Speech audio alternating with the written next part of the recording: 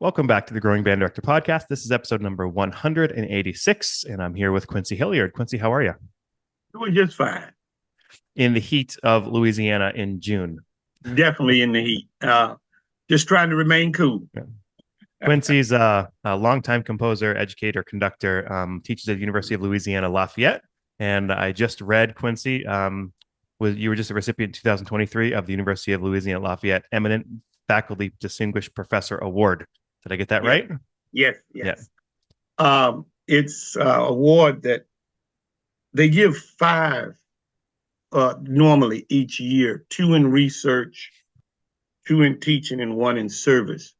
So you have to get out of your department to the college, and then the college sends you up to another group of people where you're in there with science, math, medical people, and everything. And then if you can come out of that, then you end up with the award. I think the guy that got the other one in teaching, not teaching, mine is in research. In research, had written like three statistic books. Mm. I'm looking at this guy and I'm holding my own with him up here, you know. But it was quite an honor, and they made a big production of it and everything, so yeah, I was very pleased. It's the university has been good to me, and that's why I've stayed here. I'm pretty close to 40 years. We will get right back to our content, but I wanted to thank you for being such an amazing band director, that you're taking your time and listening to a band director podcast. There's many options out there, and I appreciate you very much taking in this content. I hope that you understand that your students are very lucky to have you as their band director, that you're continuing to grow, and that they are going to benefit from your improved skills as a band director. You can share this episode with any band director friends or other music education friends who can learn from this content, because good pedagogy is good pedagogy. And if you could take a moment and go to thegrowingbanddirector.com, and you'll be able to sign up on our Patreon platform to give at least $5 or $3 a month. And it helps the content continue to be created for you to help our profession grow. Let's go back to our scheduled episode. So what I usually like to do with composers is listen to some of your music, expose some people to Okay. some music that you like. So we'll get to that as well. We'll have a conversation around composing and advice for band directors and kind of like lots of different things here. Okay. First of all, I have you have a new book out, Counts of Silence, a 16-week program to enhancing rhythmic counting. Can you give Right. us the quick plug for your approach with that? Yeah. The book was written to help students count rest. That's why I said counts of silence. They'll count the notes and hold them, but when they see a rest, they just step right on the rest or keep moving. So, or with the book, my idea was I think it's like 8 lines per page. The first two are introducing a particular rhythm. And then from that time on, I think there's 4 measures, two there's 6 measures, two there's 8 measures. The idea being that no measure in any of those lines that talks in that particular line is exactly alike. So you have to count. Number two, the idea here is to stress counting and not so much technique. So the range of each one is no more than a range of a 6. Okay. The book was also put out in the format of a conductor's book, a B flat book, an F book, a C book, E flat book, a percussion book, so that you didn't have to get a clarinet book or a saxophone book. That particular name of that instrument, you buy the book, and that will take care of that. That's awesome. Anything that makes it easier for band directors is great. What's the grade level or difficulty level you would say of the exercises? They range from, I guess, let's see, you could use it with a beginning band, but it will go all the way through high school. Okay. Uh, each level of the book, each when it says 16 weeks, there are 16 sections that deal with 16 different rhythms. Yep. Okay. Patterns, like eighth, quarter, eighth. Okay. Another one might be a dotted eighth and 16th. So you can actually go to the index of the book, the content table of contents, and see, okay, this is the rhythm I'm working on. Okay, I can go to this page, and then we work this. if this rhythm is in the music. Is it? And I wrote it to, like I said, to encourage students to count. They won't count. They Yep. just guess, 100%. Is there a sample PDF of a page or anything that's available anywhere online? I think you can see this. You can't see it here, but you can see it, a page of it on J.W. Pepper, Okay. Probably Counts of Silence, and with Wingard Jones music through Excelsior. Okay. So that I'm pretty sure it's on J.W. Pepper. I think I saw it on there, the page of it, the book, and the idea of the way they did it with the metronomes and the rest, I thought was pretty cool. Yeah. I think I saw an old school metronome on there. One with the Yep. They got a whole bunch of old school Oh man, metronomes on there. The way they did it. that gives me PTSD because when I was in college, I bought one and nobody told me you had to wind it up. So like literally, it stopped working, and I'm not joking. I took it back, and they had to teach me at the store that you just wind it up. I was like, wind this up. It stopped working. I like that. I like that. That's cool. That's cool. I'll remember you for that story. I'll remember you whenever I say it. Well, thank you. What would you like band directors to know about you as a composer and how it relates to the music that you compose? As a composer, I try to write things that are going to be compositionally tight. What I say that is there are lots of little elements and things that I put in my music as unifying devices. Number one. Number two, when you play my music, I like for my music to be played with fire and passion. That's part of my personality. The more you know a composer and you talk to him, you'll find that their music lots of times are a reflection of their personality or their thoughts and things like that. So I think my music can be challenging at different grade levels. It's very tightly as far as form and harmonic and melodic things. It's very tightly woven together. Excelsior Music Publishing is proud to sponsor the Growing Band Director podcast. As a composer-led publisher, Excelsior Music Publishing provides new music of all levels for concert band, jazz ensemble, solo and ensemble, plus method books and resources. They're known for publishing inspiring, accessible music by composers who are sensitive to and passionate about educational aspirations of young musicians.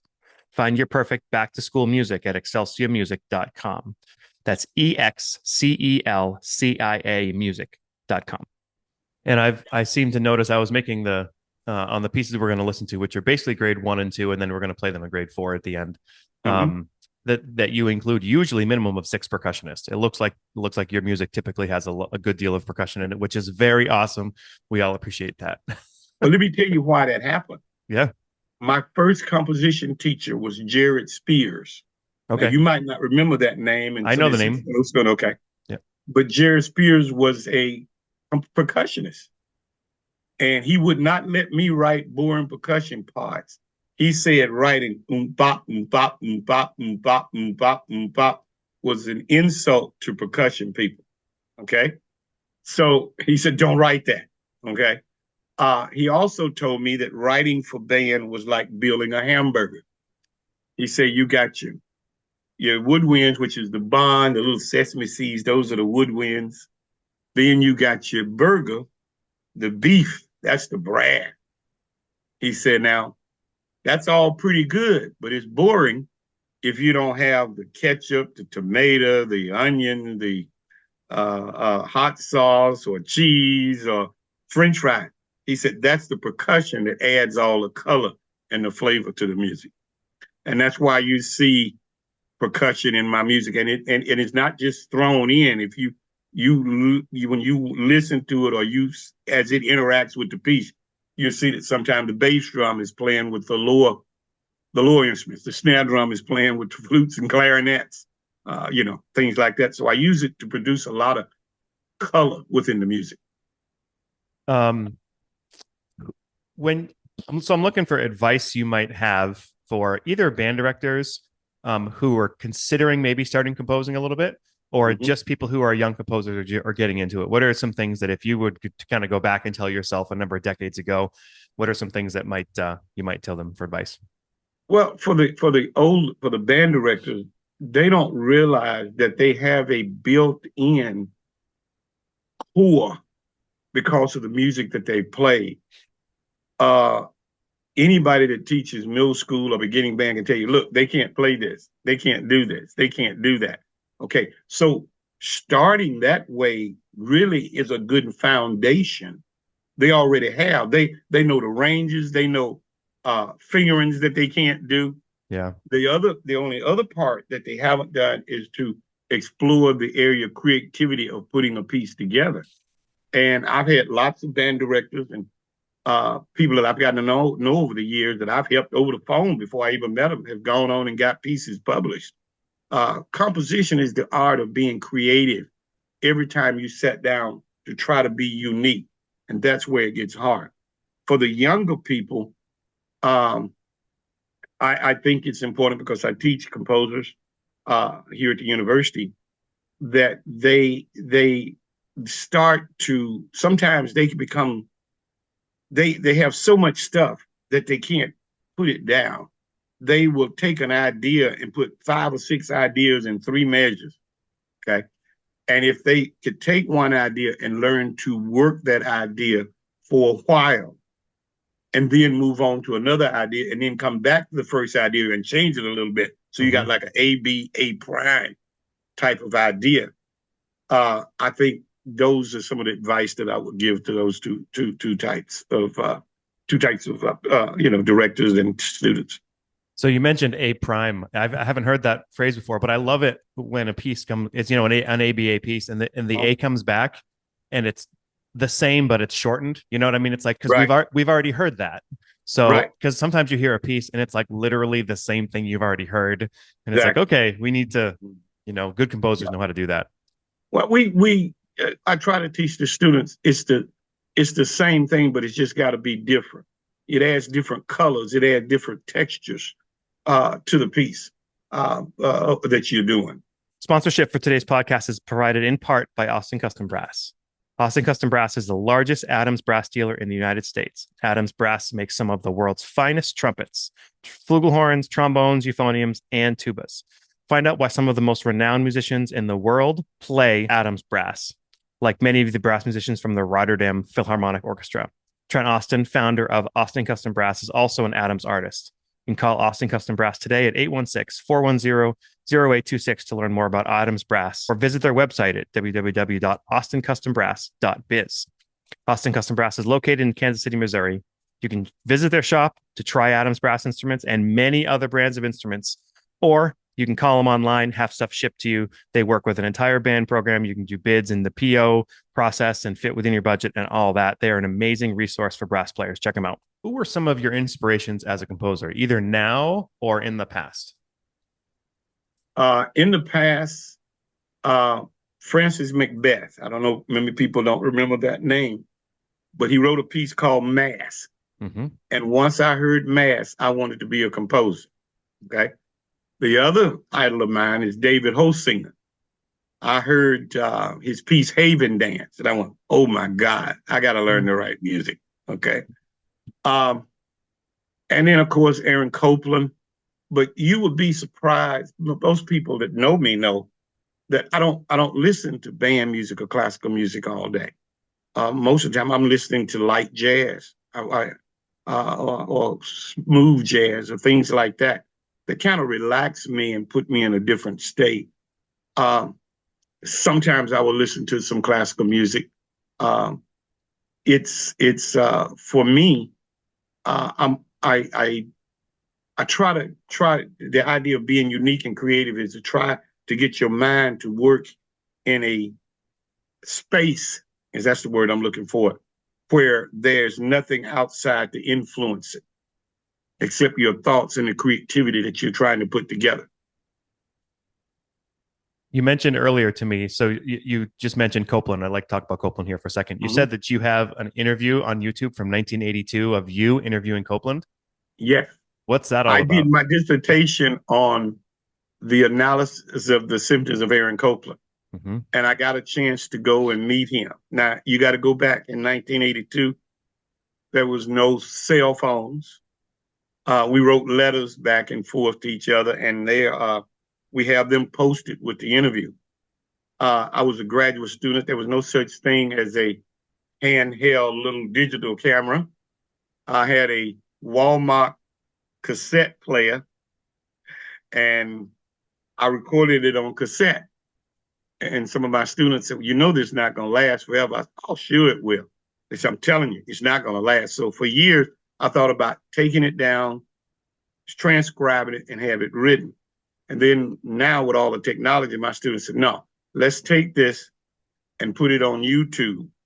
And we can take it from the cassette and put it digitize it. So that's what they did. And if you look at it, say, I apologize for not putting this up, but there was no way to put it up in 1982. So I got a chance to meet him and spend the afternoon with him and talk to him about teaching, talk to him about his symphonies. It was like walking in, meeting a part of history, and then walking out. I'll never forget it as long as I live. It's amazing. I want to make sure I get that link from you, or I'll look for it and I'll put it in the show notes. So anybody who's listening, if they want to go in the show notes and just click it, they can watch it. I think if you you go to YouTube and put Quincy Hilliard's interview with Aaron Copland. Okay. I think it should come up. All right, we'll get it for people. Right. What is it about that sort of draws you to Copland's music? What is it about Copland's music that like people should do his music because of? Well, I like Copland's music because as I asked Copland when I was talking to him, what intrigued him about American music or things like that.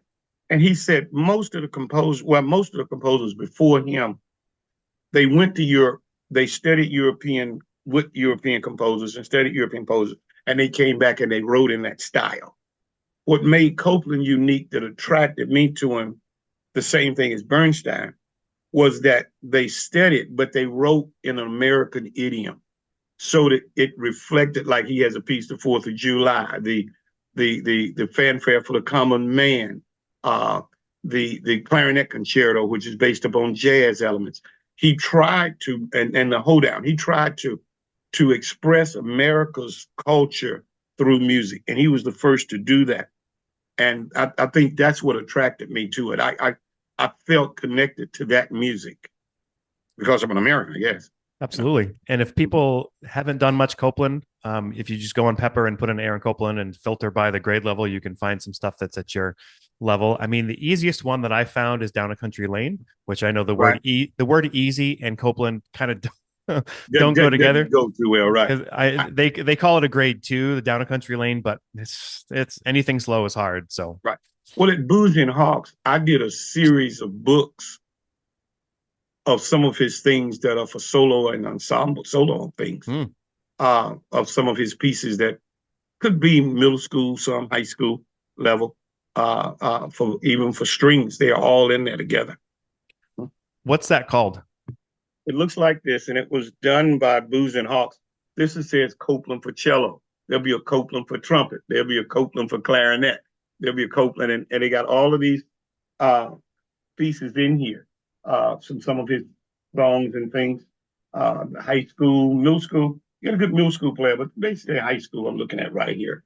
And it talks about all of these songs from some of his music and things that we put together. And it comes with piano accompaniment, I assume? Yes. Mm-hmm. Beautiful. Love it.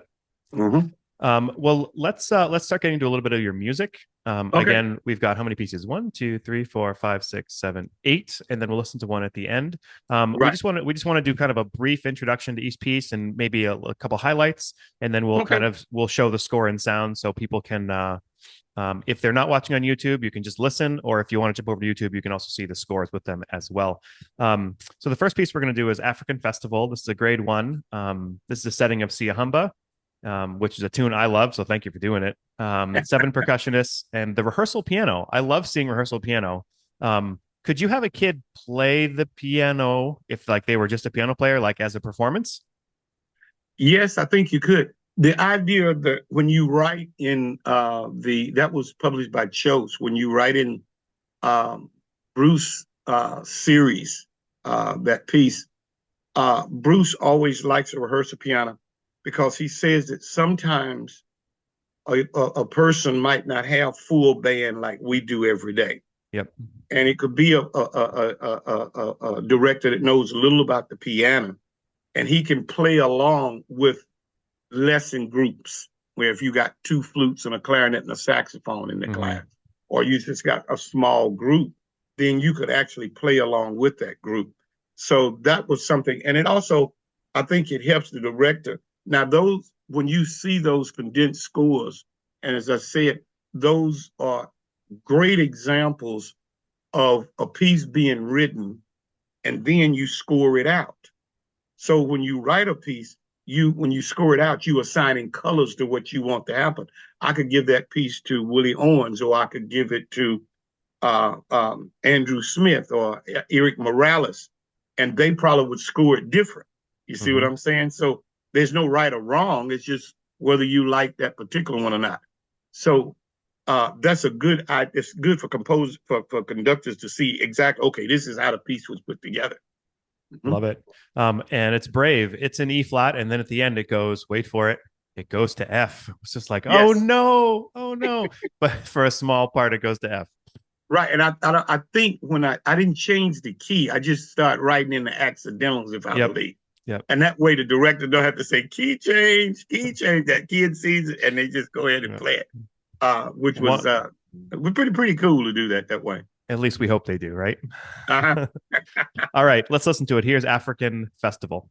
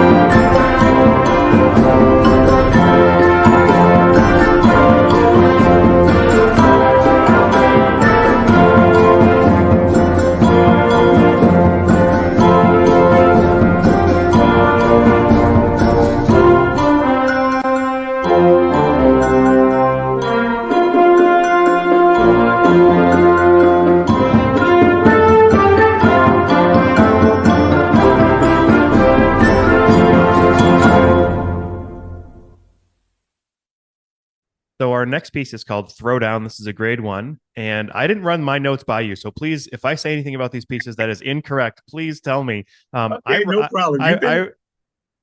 You're doing great. Oh, beautiful. Thank you. I wrote down that this is a B flat blues, but not in the typical 12-bar chord progression. Oh, you're nodding, and I'm correct. All right, let's go. Yes, you are. Okay, the piece, I wanted a fun piece that I could end a concert with when I do honor bands, especially middle school honor bands, that it wouldn't take them long to put together. Because once the kids hear it, do these rhythms again. But because of the way that I have written it with the articulations, I'm able to teach the articulations of do dit da, or do dit dit, the long versus the short, to get the correct style. The name came from a colleague of mine on my faculty named Chris Munson. He is like a jujitsu master or something, and he does our media. So for some unexplained reason, it looked like every day we go to the bathroom at the same time, and there's no wind in the door. So one day I was pushing and he was pulling, or we were pushing, and he went, "Oh, Quincy, it's you, man! Thank God, because if it wasn't, I was gonna throw down, you know." So I said, I'm gonna write a piece one of these times and call it Throwdown.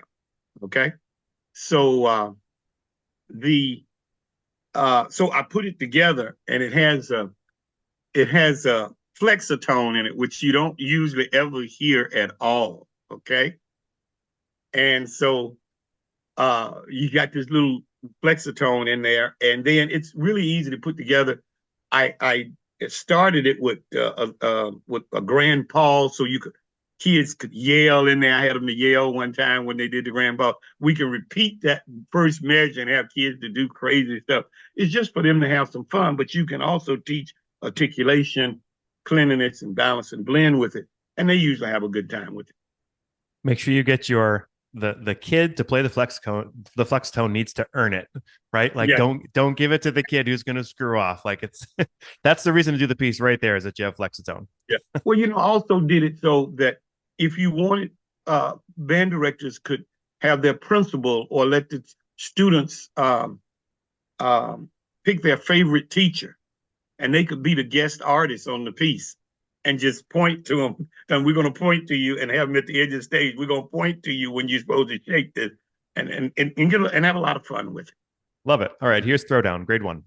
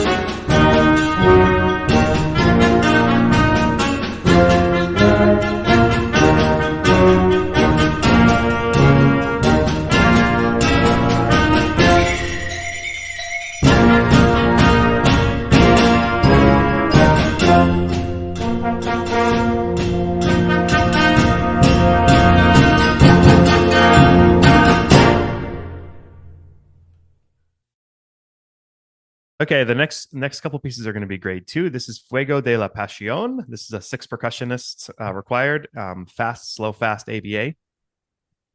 Well, what I wanted to do here was to take the Latin culture, and I did 2 pieces. There's another one that's called Expressionista. So it's like 2 pieces that kind of put this part of it together of my writing at that time. And I think it starts with a trumpet solo. Grade 2, real easy trumpet solo for them to kind of get a feel for the culture.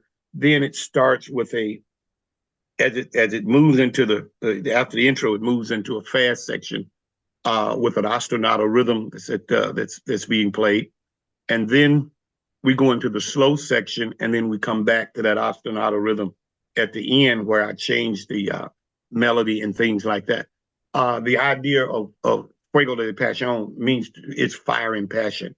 And there was a young lady that was a middle school student in an honor band that I did once, and she is now graduated from college in music ed and moved on. She came to me after the performance, and a band director said she wants to play a piano piece for you. And she was like sixth, seventh grade or whatever. And she played this little piece called Fuego de la Pasión. I said, one day I'm going to write a piece and I'm going to put your name in there as inspiration for it. And it is in the program notes. That's awesome. Let's take a listen. Fuego de Pasión.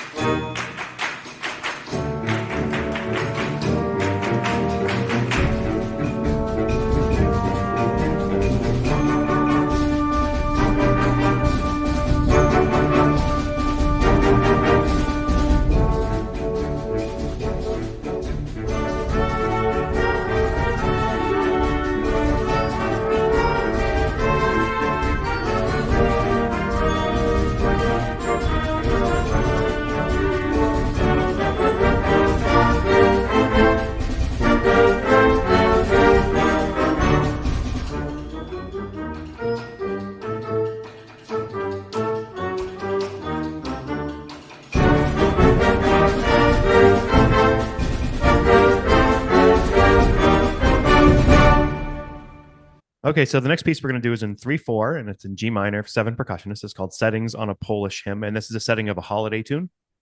Yes. It is a Polish holiday tune used around Christmas time, but it can also be used, for assessment or going to festivals like that. The words put in there, it's actually a vocal tune. I asked my vocal teacher, the conductor here at the university, I wanted to write a piece based upon a Polish hymn for Christmas or something. And he said, let me think about it. And then he gave me this one here. He thought was very popular. And so I did this setting and put it in a band setting. It's a sort of like a ballad with a little tempo change here and there in the piece. I love a good flexible piece. If you're teaching G minor and there's enough percussion in there, it's 3/4. You can use it on a holiday concert. You can use it not on a holiday concert. I love it. It's like you know what you're doing. I'm trying. All right, here it is. Settings on a Polish Hymn.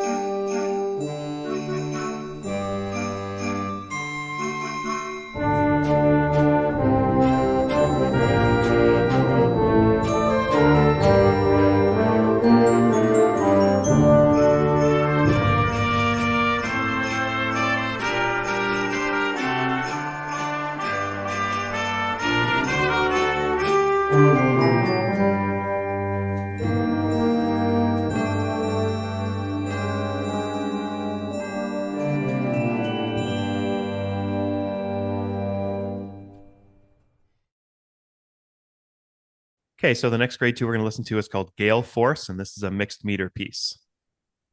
Gale Force, I will always remember.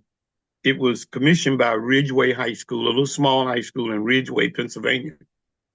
We premiered that piece on a Thursday night, I think Wednesday night. I flew home Thursday, and that Friday, the 13th, was when everything shut down because of COVID. And the Gale Force. So when I wrote the piece, I wanted to give, I love to write mixed meter in my grade 4s and 5s and, 3s sometimes. So I wanted to try to give that idea or concept to a grade 2 that the students could actually get involved in and think counting 5 rather than counting 4 or 3 or 2.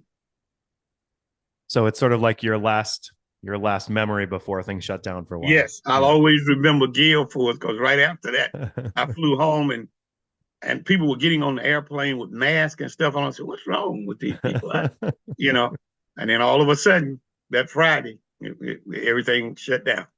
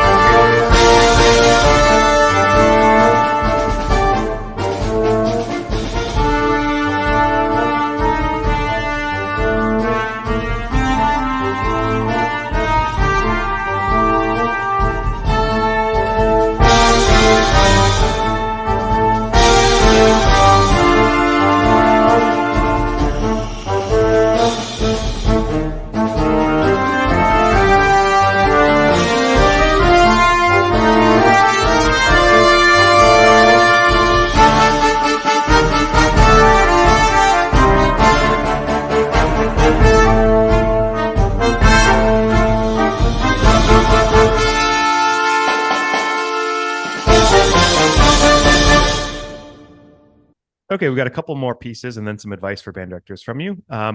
What's a good way for people to reach out to you if they're looking to connect with you?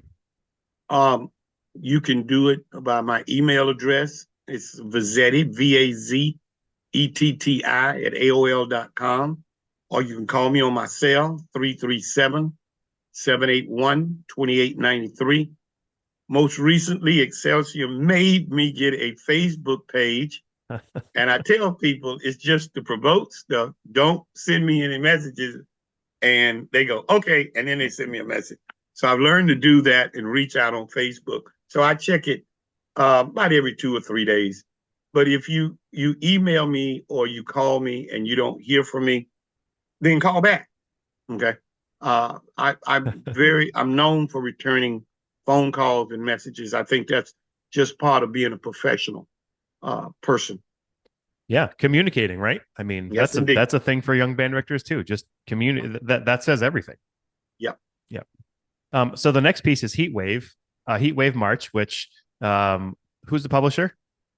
The publisher is Print Music Source. Print Music Source. So they literally just got this score ready for us to use on the podcast. So we thank them very much. Yeah. And you wrote this in the middle of a heat wave. Is that why you called it Heat Wave? Yeah. Last summer, it was so hot in Louisiana. I remember looking at the weather forecast and the weatherman, it was over 100 for 7 days. And I remember the weatherman saying, I've never seen that. And I've been looking at the weather a long time. He said, I've never seen that in Lafayette. So I have a hard time sometimes trying to name my pieces. So yeah. I couldn't think of it. I said, I'm going to call it Heat Wave. Okay. And it has sort of a modal flavor to it. Okay. but the phrasing is not in 8 bars. The phrasing is sometimes in 6 bars. So it's not an 8 bar phrase, it's a 3 bar phrase. It also it starts with the percussion, then it builds, and then it has a climax, and then there's a small trio section, but then it goes back to the beginning part of it, like an ABA type form. So I wanted a march feel, but I didn't want the traditional march.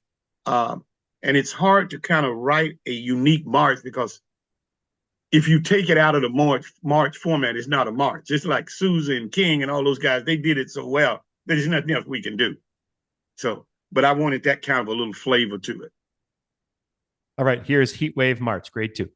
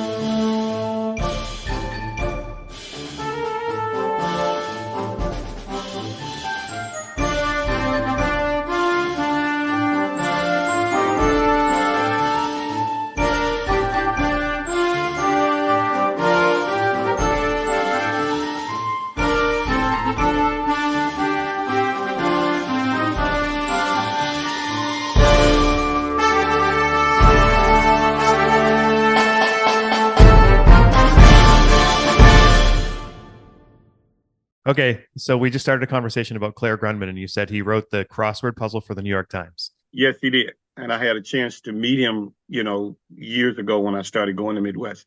But I think what you're doing and other people are doing is so important. I made a proposal to Phi Beta Mu that every state has a Phi Beta Mu.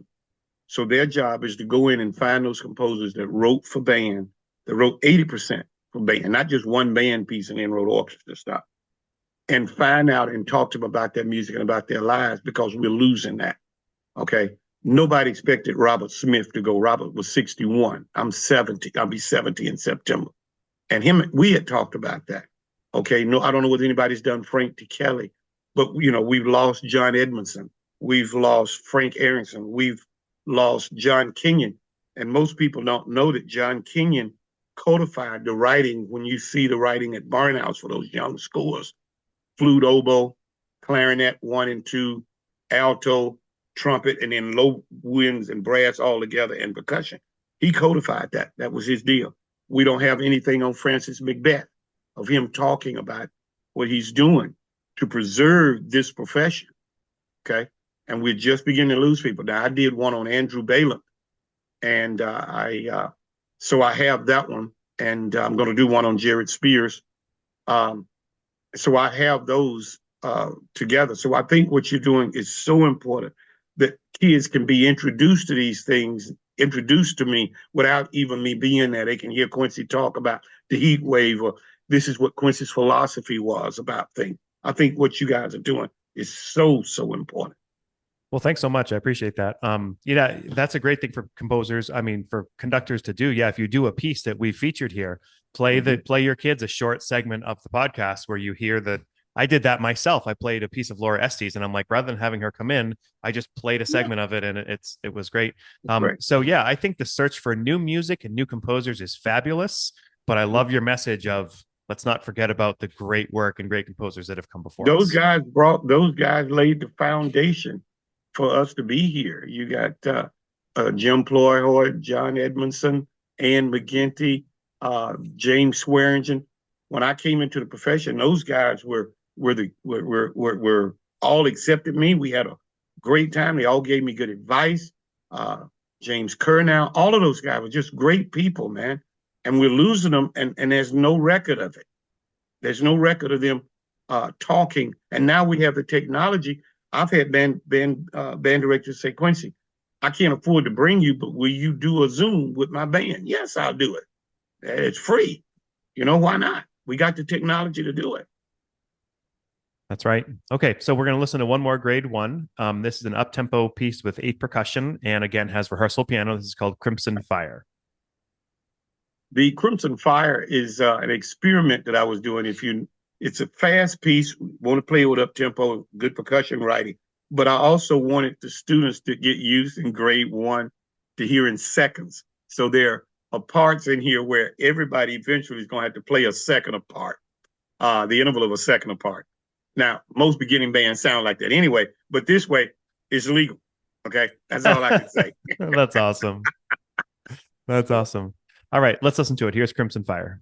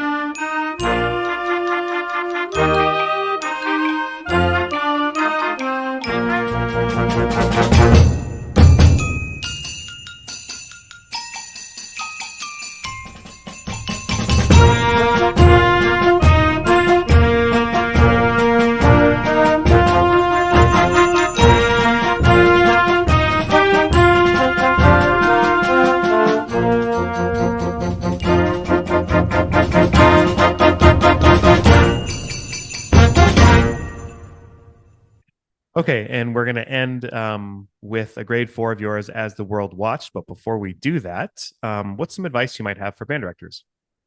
Well, I like for band directors to I'm seeing a lot of young directors leave the profession. And I think they're leaving it for, number one, a lack of guidance or mentor. So I've gone out and helped many band directors.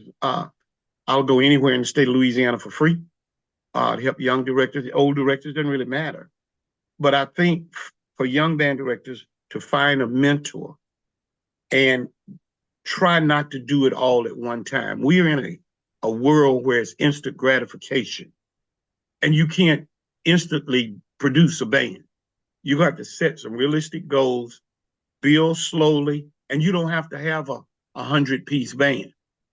I got recording and videos of bands of 15 people that were very successful at assessment, getting sweepstakes. I got bands of 20 people, okay? Choosing your music carefully, taking your time, and teaching good fundamentals of breathing, tone, and pitch. That's what I like to say to them. I love it. Who's a composer that you feel like people should know about, or a couple composers? Well, one of them, both, and I'm going to be a little bit biased on this because the composers I'm going to talk about are going to be my students. Eric Morales, I think a lot of people know about Eric Morales, an awesome writer. He was one of my first composition students that I had when I came to the University of Louisiana. I brought him from Miami because I left Miami to go to Nichols State and then came here. And then when I came here, I brought Eric Morales with me. Lots of band music, orchestra music. Eric is extremely talented and extremely creative. A new one just came, one of my students that's got about 6 pieces published now. His name is Kevin Hilbert. He's just getting started. I have a lot of students that don't write for band, and that's okay. I don't tell them that's what they have to do. I have one that's written movie scores, like over 100 movie scores, okay? Andrew Morgan Smith is his name. But Kevin was one of the people like Eric years ago. Kevin came to me and said, Dr. Hilliard, I don't want to write all this other stuff. I just want to write 0.5, 1, and 1.5. And it's like the heavens went, oh, okay? And so even in undergraduate school, he's gotten published. He's got his master's, he's published. Now he's teaching, and he's gotten about 6 or 7 pieces published. He's had Print Music Source, Kaiser Music, Kaiser Southern, and with Carl Fisher. And he's writing some really, really nice things. And I think this is the foundation that, we have to build younger composers to come along to take our place.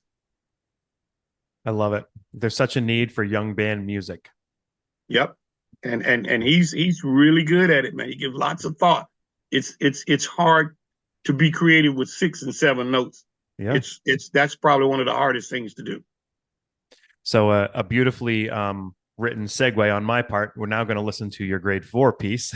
Mm-hmm. Okay. So we're going to end with this, but before we do, I appreciate, Quincy, you coming on very much and giving guidance as you have. Good. So the piece is called As the World Watched. Tell us about this piece. One of my friends, there's a band director named Johnny Folsom, was doing one of my pieces.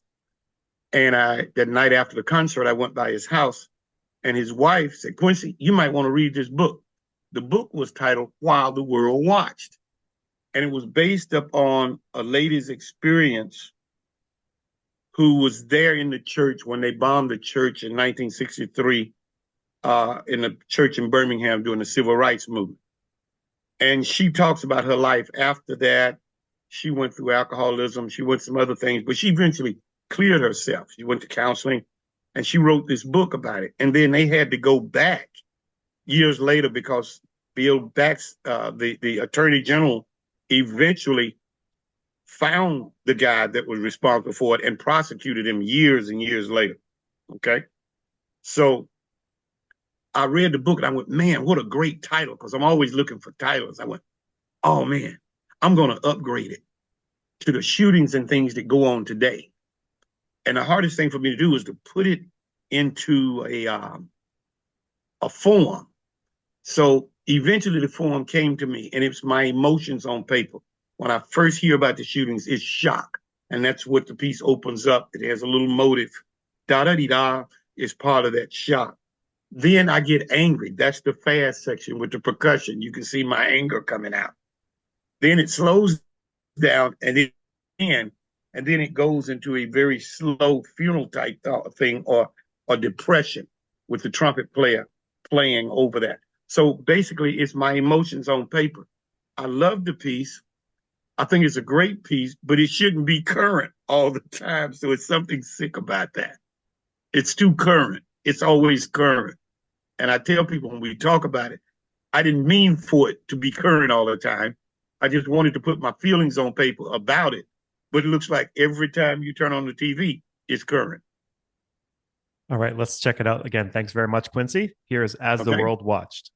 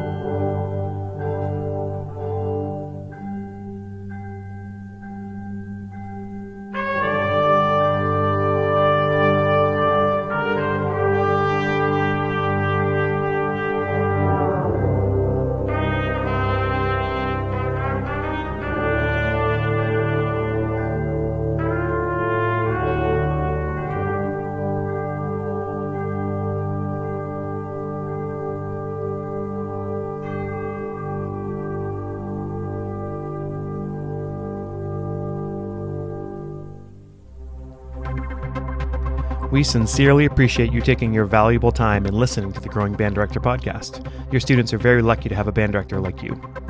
If you have any suggestions for episode topics or think you have an area of expertise to share on a show with us, please reach out. If you enjoyed this episode, don't forget to subscribe. And if you want to help spread the word, please give us a 5-star review and tell your band director friends to subscribe as well. We're available on Apple Podcasts, Spotify, our YouTube channel, and wherever you listen to podcasts. Thanks for listening to The Growing Band Director. See you next week.